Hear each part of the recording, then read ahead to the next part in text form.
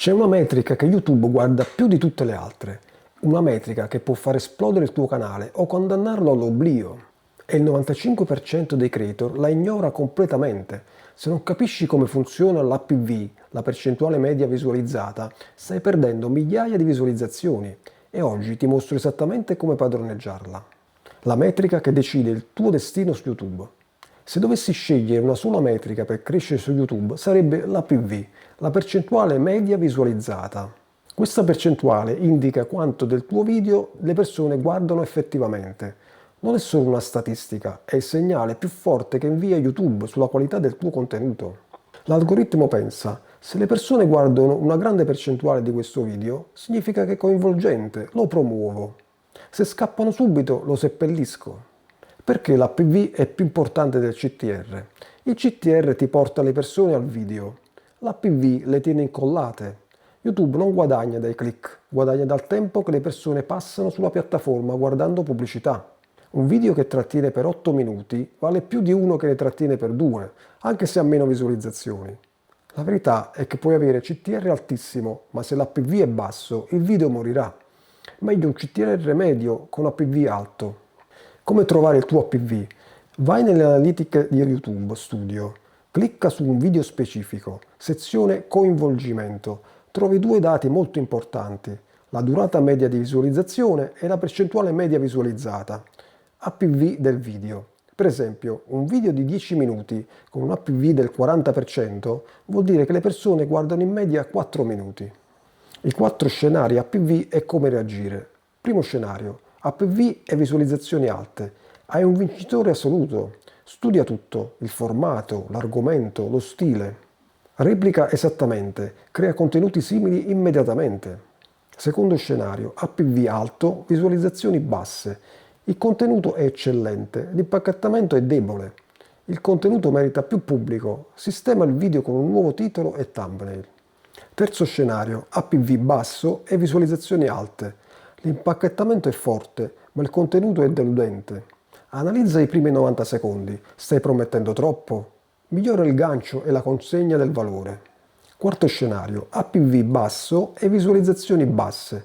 Problemi su tutti i fronti. Rianalizza l'argomento, l'impacchettamento e la struttura.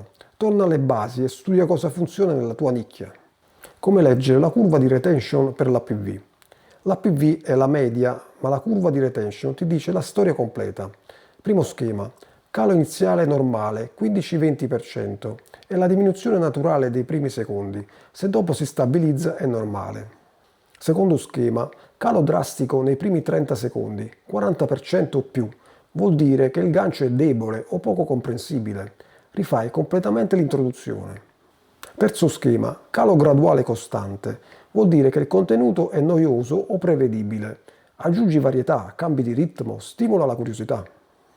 Quarto schema, picchi di retention. Sono momenti di alto valore. Identifica cosa hai fatto e replicalo.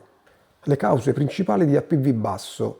Prima causa, incongruenza tra aspettative e realtà. Il titolo promette una cosa, il video ne comunica un'altra. Conferma il valore promesso nei primi 15 secondi. Seconda causa, introduzione troppo lunga. Parli 2 minuti prima di arrivare al punto. Comunica valore concreto entro i primi 30 secondi.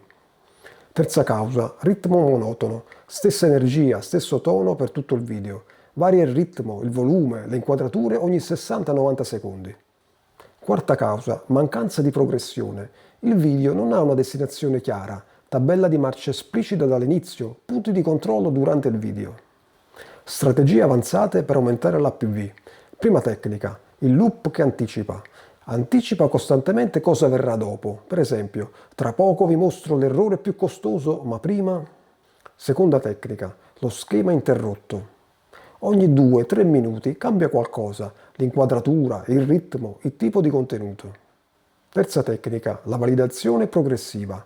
Conferma il valore ogni 25% del video. Per esempio, finora abbiamo visto X, ora la parte che cambia tutto. Quarta tecnica, il colpo di scena interno. Crea suspense anche nei contenuti educativi. Per esempio, il terzo punto vi sconvolgerà, ma è fondamentale che vediate prima questi due. Gli errori che uccidono l'APV. Primo errore, anticipare il valore. Dare tutto il valore nei primi 2 minuti. non c'è più nessun motivo per continuare a guardare. Distribuisci il valore uniformemente. Secondo errore, contenuto di riempimento.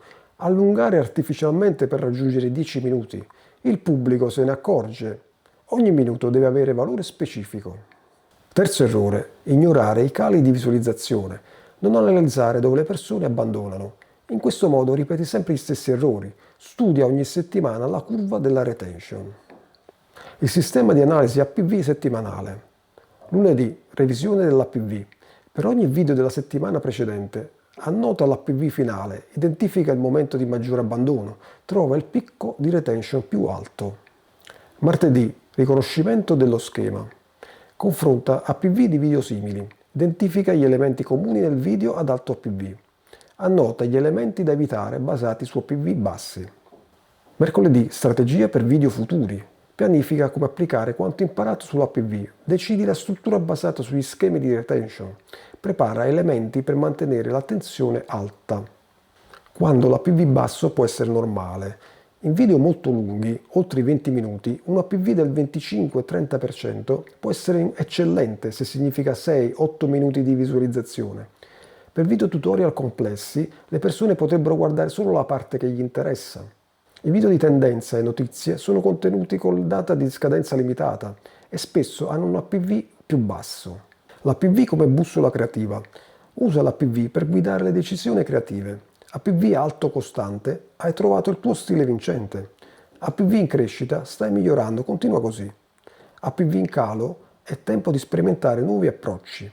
APV altalenante, manca consistenza nel formato. La formula dell'APV ottimale. L'APV ottimale si ottiene con un gancio irresistibile, valore distribuito, ritmo variabile, una progressione chiara e un finale soddisfacente. Non è solo una questione di contenuto di qualità, è un'architettura dell'attenzione costruita scientificamente. Il creator che padroneggia l'APV non compete per l'attenzione, la cattura e la mantiene naturalmente. Ricorda, l'APV non misura quanto è lungo il tuo video, misura quanto è coinvolgente il tuo modo di esporre la narrazione. Se vuoi imparare a ottimizzare il tuo APV e analizzare insieme la retention dei tuoi video, ti aspetto nella community gratuita Creator Lab Italia. Trovi il link nella descrizione di questo video. Congratulazioni, hai completato il corso YouTube per principianti. Ora hai tutti gli strumenti per costruire un canale di successo.